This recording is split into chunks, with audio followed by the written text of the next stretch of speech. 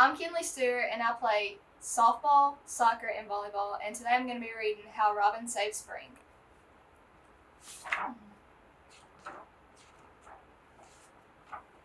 Long ago, in a little cottage, there lived two sisters, Lady Winter and Sister Spring. The day came, as it had every year since the beginning of time, for Lady Winter to step aside. Soon, Sister Spring would wake her from her 9-month sleep to cover the world in every shade of green. The lady thought of dreamless sleep through the lonely months ahead made Lady Winter frown. She lifted her face to the falling snow. Flakes fell like tears from her cheeks. The cold white of snow and blue of ice are the only colors for me, Lady Winter said with a sigh. The pretty little sister of mine thinks her spring is so much better. Who needs pink and yellow flowers? What good are hummingbirds flitting through the trees? A perfect world would be cold and white every day of the year. Lady Winter slid a slender finger across her regal nose. She tugged at her long silvery braid. If I think hard enough, perhaps I can find a way to make it winter forever. Lady Winter tiptoed into her room where Sister Spring lay sleeping in her bed. Her wild tangle of curls spilled across a leafy pillow. A pretty sleep she looks in, said Lady Winter. It would be a shame to wake her. Then she smiled a slow, thoughtful smile. Out of her magic basket, she pulled a shining ball of yarn. All through the evening, her chair rocked and creaked. Click, click, click. Her knitting needles moved back and forth. By morning, Lady Winter had knit a cold white blanket and several smaller ones. She crept into Sister Spring's room and gently placed the blanket over her sister. So, as long as you wear this, you'll sleep. Lady Winter brushed a stray lock of hair from her Sister Spring's forehead. Sleep well, little sister. Robin sat on the window sill of the little cottage, which is plain brown velvet pressed against the window pane. He watched everything that Lady Winter did. Oh no, he cried. Sister Spring mustn't sleep forever. What will we do without spring? He spread his wings and soared up into the sky. I must get help. He called the forest creatures together. He called bear and beaver, skunk and squirrel. He called caterpillar, ladybug, and snake. He called maple tree, river, and wind. Listen to me, Robin shouted. We must find a way to wake Sister Spring. Bear's black nose snuffled through a bush for some berries. I'm big and powerful, he boasted. I will wake her. Robin discussed Bear's plan with the other forest creatures. They agreed Bear should be the first to try. Bear waited until nighttime. He crept into the cottage. Bump, clatter, thump. Bear was big and clumsy. Lady Winter heard him lumbering around. She grabbed the handle of a broom and chased him out the door. You need to be taught a lesson, she scolded. Lady Winter waved her slim arms over her head. She chanted a raspy song and stole all the berries from the bushes. Then she put a white sleeping blanket over Bear. He crawled into a cave and fell into a deep sleep. The forest creatures heard of Bear's failure. Who will try next? Robin asked. I will, said Caterpillar. Bear was too big. I am small and can sneak around better. Squish a squish. Caterpillar inched through a crack in the door. But he was bold. He slinked into the house in a bright daylight. Lady Winter was waiting. She waved a finger in front of her nose. No one fools me. This time she sang a song that stole all the remaining leaves from the tree so Caterpillar would have nothing to eat. Then she wrapped him in some yarn and hung him from a maple tree. Maple Tree sent word to Robin. Let me try next, he said. Maple Tree asked Wind to help him. Whirl, whoosh. Wind began to blow. Slap, tap, rap. Maple Tree banged on the cottage window as hard as she could. Surely this will wake Sister Spring, he said. Lady Winter shook her head slowly. You will cry for this, she promised. Sweet tears for others to drink. She sang another song, this time high-pitched and syrupy. Soon Maple Tree felt the sugary tears start to fall. They flowed and oozed out of his trunk. Who will try now? Robin asked the forest creatures.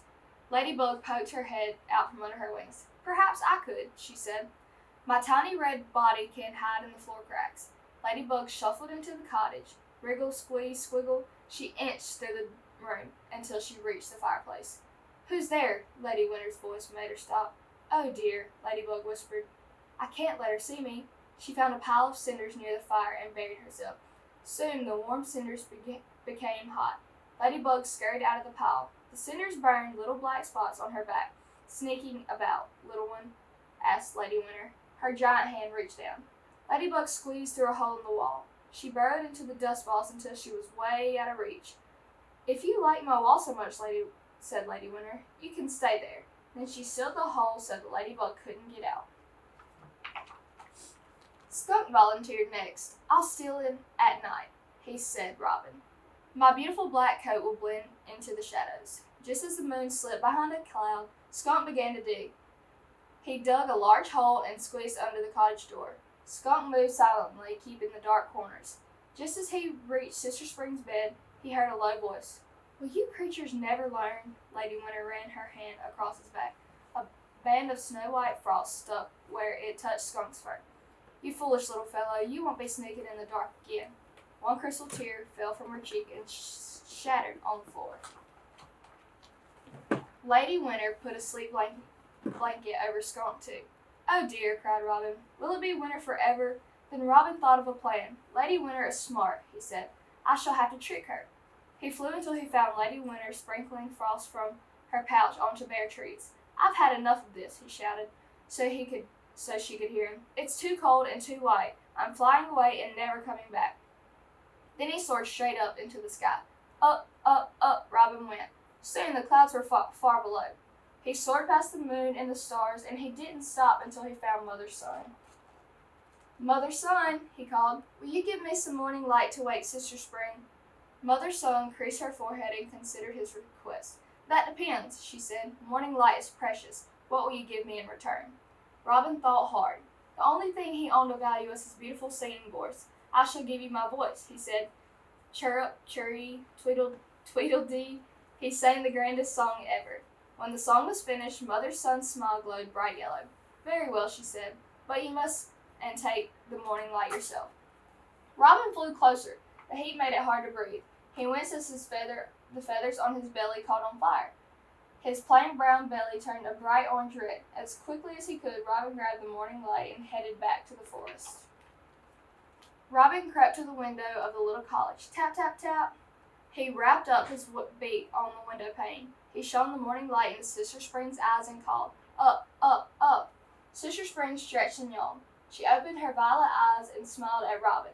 "Thank you, Robin," she said. "That was a fine sleep, but now I must get to work and make things grow." Then Sister Spring woke Bear and Skunk from their long winter sleep. She returned the leaves to the trees and berries to the bushes. She released Ladybug from the cottage wall. Sister Spring found Caterpillar and unwrapped the yarn. She gave him beautiful colored wings to thank him for his bravery. She dried Maple Tree's tears. Spring came back to the world. Grass covered the ground with green. Flowers poked their pink and yellow heads through the earth. Hummingbirds flitted about the trees once more.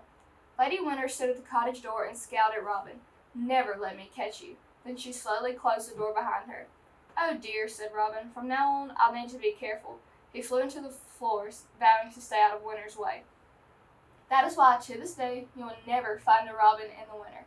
His belly is red, and if you listen up every spring, you will hear him call, "Up, up, up." That's it. Just because we're out of school doesn't mean you don't need to be reading 20 minutes a day. Never stop learning. It'll help you in the long run. Hey guys, it's Miss White here. I wanted to pop on and encourage you to continue to read. You know what you're supposed to do. Just because we're not at school does not mean that you cannot read. You are supposed to be reading. I have read 5 books and I've listened to 3 Audible books in 4 weeks. So if I can do it, you can do it. Okay? I miss you. I love you. And read, read, read.